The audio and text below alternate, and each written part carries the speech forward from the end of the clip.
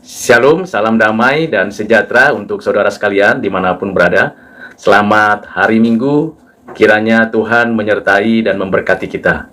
Sebelum kita bersama-sama mendengarkan dan merefleksikan firman Tuhan, mari kita memuji Tuhan dengan lagu berjudul Agungkan Kuasa Namanya. Agungkan kuasa namanya, malaikat bersujud, nobatkan Raja mulia dan puji Tuhanmu. Nobatkan Raja mulia dan puji Yesus Tuhanmu.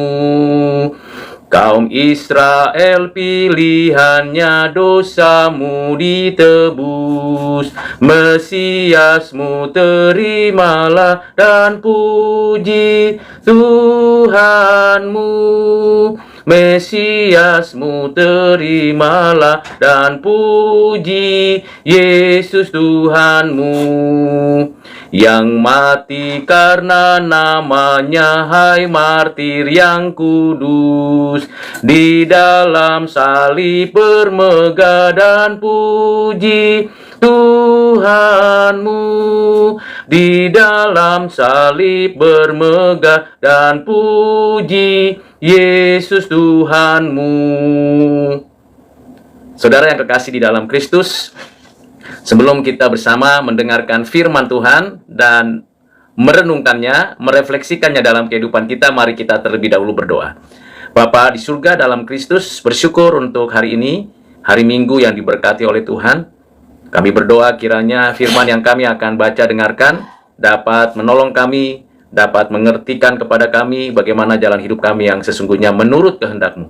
Kiranya Roh Kudus memberi pencerahan, pemikiran, dan kemampuan untuk kami boleh melakukan kehendak-Mu. Terima kasih Bapa. Di dalam nama Tuhan Yesus kami berdoa, amin. Saudara yang kekasih di dalam Kristus, firman Tuhan yang akan sama-sama kita dengarkan dan renungkan diambil dari Injil Matius, pasal yang ke-6, ayat 25 sampai 33. Demikianlah firman Tuhan. Karena itu, aku berkata kepadamu, janganlah khawatir akan hidupmu, akan apa yang hendak kamu makan atau minum, dan janganlah khawatir pula pada tubuhmu, apa yang akan apa yang hendak kamu pakai. Bukankah hidup itu lebih penting daripada makanan, dan tubuh itu lebih penting daripada pakaian?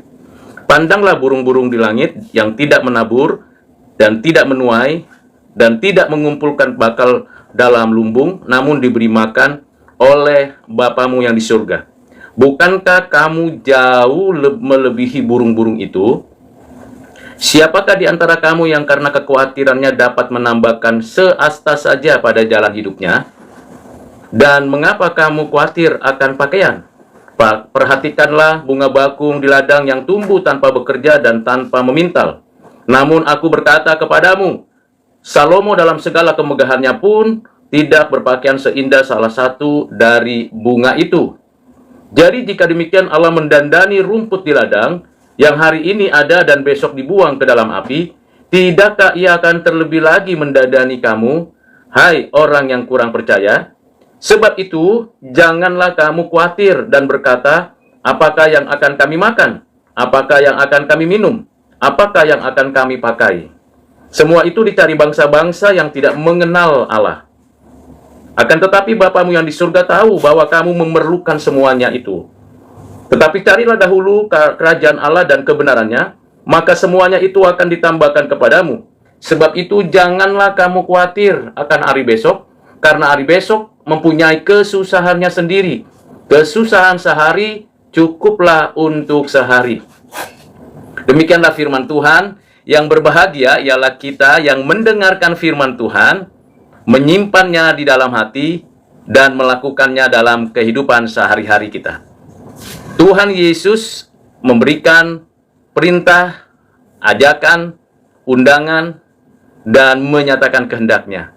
Apa yang dikatakan Tuhan kepada kita ini patutlah kita simpan di hati, yaitu janganlah khawatir akan hidupmu. Janganlah khawatir akan hidupmu. Mengapa kita sering khawatir? Karena ada sesuatu yang kita harapkan, sesuatu yang kita inginkan, sesuatu yang kita harus penuhi, tetapi belum tahu apakah bisa dicukupkan, apakah kita bisa memperolehnya, apakah kita bisa mendapatkannya. Sehingga kita khawatir. Khawatir karena kita memiliki harapan, cita-cita, atau rencana. Dan kita merasa bahwa kalau itu dapat dilakukan, dicapai, maka ada sukacita di dalamnya. Tetapi kalau di sekitar kita untuk mendapatkan apa yang kita rencanakan, kita citakan, kita dapatkan, tidak kita peroleh, maka muncullah kekhawatiran. Jadi Tuhan Yesus memberikan kepada kita, saudara dan saya, untuk menegaskan diri, berkomitmen jangan khawatir. Pertama, mengapa kita tidak khawatir? Karena memang Allah memelihara hidup dan kehidupan ini. Allah tidak hanya menciptakan langit, bumi, dan segala isinya. Allah juga tidak hanya membiarkan manusia bekerja, berkarya sendirian. Allah adalah Allah yang memelihara ciptaannya dan menyatakan kasih-Nya kepada umat manusia. Terlebih lagi orang-orang percaya, pengikut-pengikut Kristus yang setia kepada Tuhan Allah. Ia akan memberikan kepada kita kepastian akan hari esok, sehingga kita mempunyai kekuatan menghadapi segala kemungkinan yang akan terjadi di dalam hidup kita. Bisa jadi kita memang sulit mendapatkan makanan, sulit mendapatkan minuman, dan sulit mendapatkan pakaian yang layak. Tetapi kita bisa bertahan dan bisa masih melanjutkan kehidupan ini karena Tuhan Allah memberikan kepada kita pemeliharaan iman. Apa yang ada pada kita, kita bersyukur dan mencukupkan diri dengan apa yang ada. Kita tidak memasang target yang berlebihan atau mengendaki sesuatu yang berlebihan, tetapi kita sungguh-sungguh bersedia hati untuk bersandar kepada Tuhan Allah. Saudara yang kekasih di dalam Kristus, apa yang dinyatakan Tuhan, janganlah kamu khawatir akan apa yang engkau makan, engkau minum, engkau pakai. Itu berbicara tentang realitas kehidupan ini. Namun hal yang paling perlu kita khawatirkan pada hidup kita ialah apakah kita sudah sungguh-sungguh mencari kerajaan Allah. Apakah kita sudah sungguh-sungguh hidup bagi kemuliaan Allah dan tetap bersyukur kepada Tuhan. Ada banyak orang khawatir dan sangat khawatir akan masa depannya karena situasi dan kondisi yang terjadi saat ini, atau karena memang kapasitas dan kemampuannya sangat terbatas, atau memang keadaan hidupnya yang memang jauh dari Tuhan, sehingga terus khawatir. Apa dampaknya kalau orang hidup di dalam kekhawatiran? Yang pertama, pasti dia tidak tenang dalam menjalankan tugas tanggung jawab apapun. Itu sudah terlihat jelas bahwa orang ini kalau khawatir, dia akan kesana kemari, kemudian mencari cara untuk mendapatkan sesuatu supaya dicukupkan kebutuhannya. Bahkan dengan berbagai cara ia melakukan itu. Mengapa demikian? Karena dia khawatir, nggak bisa makan, nggak bisa minum, nggak bisa mendapatkan kebutuhannya. Yang kedua, mengapa seseorang itu bisa khawatir dengan cara apa kita lihat? Ya, karena dia memiliki ambisi-ambisi yang sesungguhnya melampaui batas-batas kewajarannya. Sehingga apa yang dia pikirkan, apa yang dia rasakan, dia ingin capai secepatnya, padahal ada batasan-batasan pada dirinya. Maka berbagai cara diupayakan supaya dia dapat sesuatu, dia menerima sesuatu, tetapi sebenarnya dia tetap khawatir. Yang ketiga, seseorang itu khawatir karena apa? Ya, benar. Karena seseorang itu sebenarnya tidak punya pegangan di masa depan. Dia mempunyai sesuatu yang dianggap bisa menjamin hidupnya, tetapi tetap masih mengandalkan kekuatannya sendiri. Jadi misalnya, si Polan itu mengandalkan sesuatu, entah itu orang, entah itu institusi, entah itu gajinya, entah itu upahnya. Tetapi setelah diperhitungkan apa yang bisa dia pikirkan, ternyata itu tidak bisa. Nah, lalu dia berupaya untuk mencari cara bagaimana supaya dia mendapatkan lebih dari itu. Maka dia khawatir karena yang diharapkan, yang menjadi sandarannya, tidak bisa menjamin bahwa hidupnya akan mendapatkan yang terbaik, yang mencukupkan kebutuhannya. Dalam hal inilah Tuhan mengajarkan kepada kita. Coba perhatikan. Yang pertama, Tuhan mengajarkan kita untuk belajar dari burung. Dari burung, binatang, hewan yang diciptakan Tuhan. Dan kenyataannya memang kita lihat dan kita perhatikan, burung itu dipelihara Tuhan, dijagai Tuhan, bahkan dicukupkan kebutuhannya. Dan hidup secara natural, alami. Ada sistem hukum di alam ini, ekosistem yang terjadi, dan menjalani kehidupan apa adanya. Jadi Tuhan mengajarkan kepada kita, kalau kamu khawatir, coba lihat di burung itu. Terbang ke sana kemari, memiliki sangkar, lalu kemudian menjalani kehidupan ini. Tentunya kita bukanlah burung, kita punya akal budi, kita punya hati nurani, punya kekuatan fisik, kita diberkati oleh Tuhan dengan beragam kemampuan. Mengapa kita masih khawatir? Bukankah kita lebih berkualitas dan lebih tinggi daripada burung? Ini yang paling penting dan perlu kita renungkan bersama. Yang kedua adalah Tuhan mengajarkan kita untuk melihat bunga bakung di taman. Bunga bakung itu indah ya. Dan saya pernah menanam bunga bakung di satu kebun, dari kebun keluarga saya. Dan begitu dia berbunga, begitu indah. Dan begitu putih bersih. Lihat bunga bakung itu. Kalau kita lihat dan perhatikan, begitu indah, begitu teratur, begitu bersih. Lihat bunga bakung itu, saudara. Jadi, kalau kita khawatir, lihat ciptaan Tuhan, itu konklusinya. Lihat Tuhan menciptakan langit, bumi, dan segala isinya. Lihat karya-karya Allah di alam semesta ini. Betapa mengagumkan dan mengagumkannya Allah. Dan kita bersyukur, patutlah kita berlutut dan memuji Tuhan. Jadi salah satu cara kita untuk kita betul-betul keluar dari kekhawatiran tiap hari, pandanglah kepada karya-karyanya yang betul-betul menunjukkan kehadiran Tuhan, pemeliharaan Tuhan, kesetiaan Tuhan. Itu yang pertama. Tentu yang pertama bukan hal yang paling final. Yang kedua, coba perhatikan, saudara, apa yang dikatakan Tuhan di sini adalah bahwa segala bangsa mengejar apa yang mereka harapkan. Bangsa-bangsa yang belum mengenal Allah. Saudara dan saya sudah mengenal Allah. Saya dan saudara sudah mengalami hubungan pribadi dengan Tuhan, di mana saya dan saudara memanggil Allah dengan panggilan Bapa di surga. Dengan demikian, kita memiliki hubungan yang dekat dengan Sang Khalik Pencipta langit dan bumi. Oleh karena itu, saudara, karena kita adalah anak-anak Allah, dan kita memanggil Sang Khalik Pencipta langit, bumi, dan segala isinya dengan panggilan Bapa, maka kita harus menyadari bagian yang kedua, supaya kita tidak khawatir, yaitu menyadari dan meyakini bahwa saya dan saudara adalah anak-anak Allah.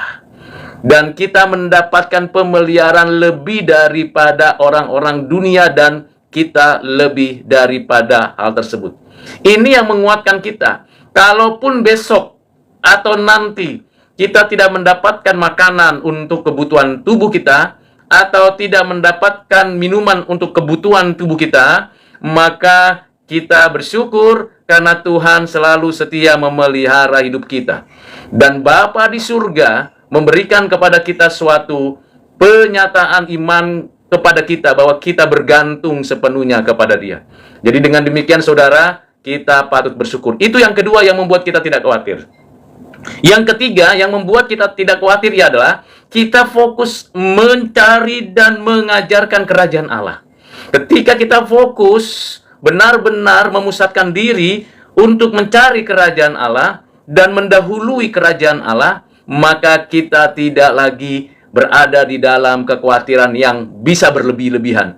Cemas, stres, depresi. Biasanya seperti itu. Kalau ada orang yang khawatir, bisa cemas, bisa stres, bisa depresi, sampai ada penyakit yang namanya sekarang lagi ngetren ketidaksehatan mental. Nah, tetapi sekarang kita bersyukur bahwa Tuhan sudah menyatakan kepada kita bahwa carilah dahulu kerajaan Allah dan kebenarannya. Jadi ketiga ini hal yang paling penting untuk kita pikirkan dan renungkan, yaitu kita berupaya berada di dalam kehidupan kerajaan Allah. Sebagai wakil kerajaan Allah, yaitu gerejanya. Sebagai orang-orang yang menjadi warga kerajaan Allah, yaitu saudara dan saya. Kita ada di dalamnya. Kita menikmati hidup sebagai warga kerajaan Allah. Dan pastilah Tuhan cukupkan bagi kita. Itu yang membuat kita tidak khawatir, saudara. Jadi, yang pertama tadi, pandanglah karya ciptaan Tuhan.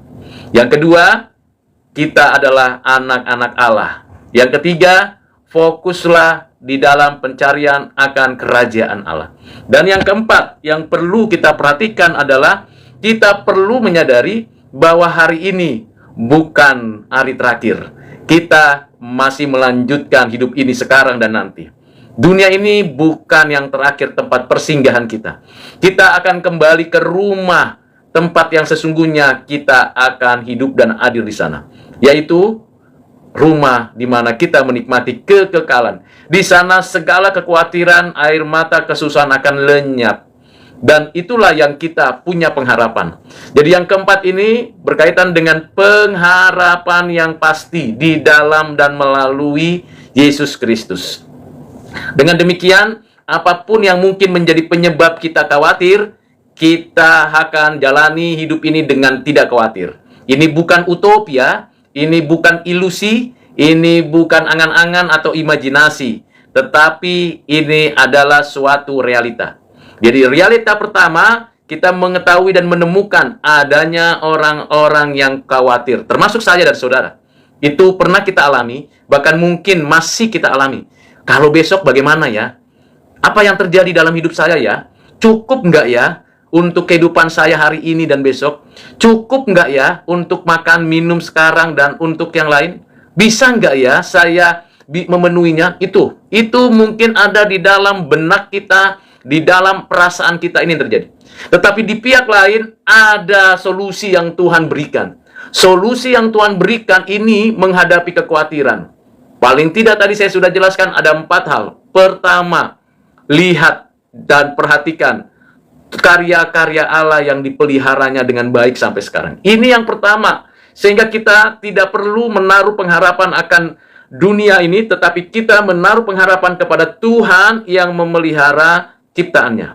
Yang kedua, kita diangkat dan dijadikan anak Allah.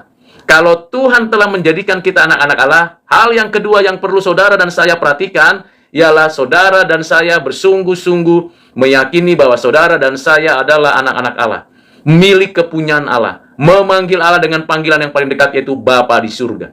Ini yang kedua. Yang ketiga, saudara dan saya fokus untuk hidup di dalam kerajaan Allah. Tidak ke sana ke sini, tidak menyimpang ke kanan atau ke kiri, fokus mengerjakan pekerjaan kerajaan Allah. Membawa damai sejahtera, menyatakan keadilan, hidup benar, penuh belas kasihan, penuh cinta kasih. Ini yang ketiga. Yang keempat, memiliki pengharapan yang pasti akan hari esok, bahwa kita akan melanjutkan hidup ini bukan hanya di bumi ini, tetapi di langit dan bumi yang baru. Terpujilah Tuhan dengan apa yang diberikan Tuhan, solusi yang terindah dan terbaik bagi kita. Karena itu saya mengajak saudara dan kita sekalian untuk sungguh-sungguh menyadari bahwa kita tidak perlu khawatir. Justru kalau kita makin khawatir, membuktikan bahwa kita bukan orang beriman. Justru kalau kita makin khawatir, membuktikan bahwa kita bukan orang yang sungguh-sungguh bersandar kepada Tuhan. Tetapi sebaliknya, kalau kita tidak pernah khawatir, bahkan kita tidak pernah merasakan kekhawatiran apapun, itu menjadi tidak normal. Kalau kita tidak pernah khawatir akan apapun. Namun, karena kita pernah khawatir, atau mungkin masih khawatir, ingatlah akan segala pemberitaan kebenaran firman Tuhan pada pagi ini. Tuhan kiranya menolong saudara dan saya untuk menjalani kehidupan ini tanpa kekhawatiran. Kalaupun saudara dan saya tidak dicukupi apapun kejadiannya, ya mungkin masa depan suram atau segala sesuatu yang terjadi dalam benak saudara, ketahuilah tidak ada masa depan yang suram bagi anak-anak Allah. Tidak ada masa suram bagi orang-orang yang percaya. Yang ada adalah kita mendapatkan kekuatan baru setiap hari. Mengapa demikian? karena setiap hari kita memuji Tuhan, melakukan yang terbaik bagi kemuliaan Tuhan. Kiranya Tuhan menolong dan menyertai kita dalam beraktivitas, dan hari Minggu ini adalah hari ibadah. Kiranya kita terus beribadah memuji Tuhan bersama saudara seiman, untuk bersama-sama mengagungkan Dia dan meninggikan Dia. Dan pada hari berikutnya, selama 6 hari ke depan, kita bekerja keras di tempat kita masing-masing, di ladang kita masing-masing. Dengan sungguh-sungguh kita bisa mengerjakannya dengan baik.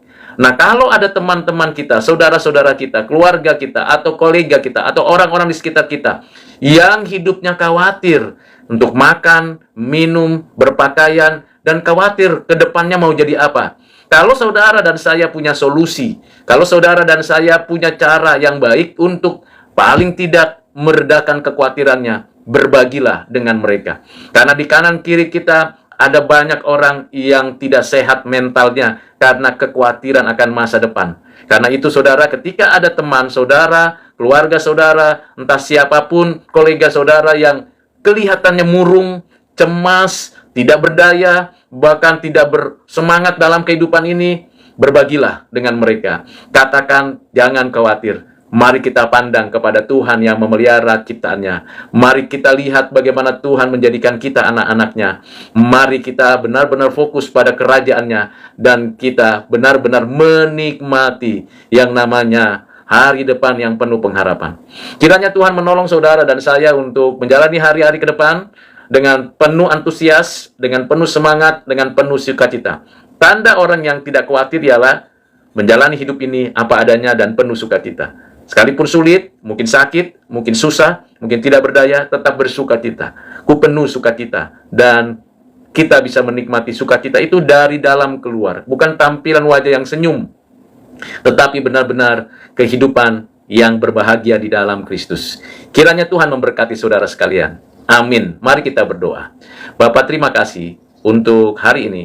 Kami sudah mendengarkan firman-Mu, supaya kami tidak khawatir. Dan kiranya Tuhan menolong kami untuk melakukan yang terbaik bagi kemuliaan nama-Mu. Terima kasih Bapa. Bersyukur untuk perlindungan dan penghiburan-Mu, sehingga kami tidak khawatir. Dalam nama-Mu Tuhan Yesus ya Bapa, kami berdoa. Amin. Untuk mengakhiri, mari kita bersama memuji Tuhan dengan lagu Mengikut Yesus keputusanku, mengikut Yesus keputusanku, mengikut Yesus keputusanku, mengikut Yesus keputusanku.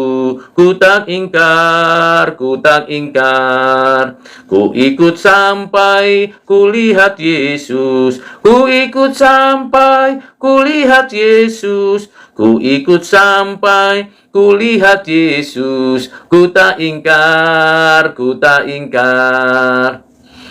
Tuhan memberkati saudara, dan sampai jumpa. Tuhan memberkati.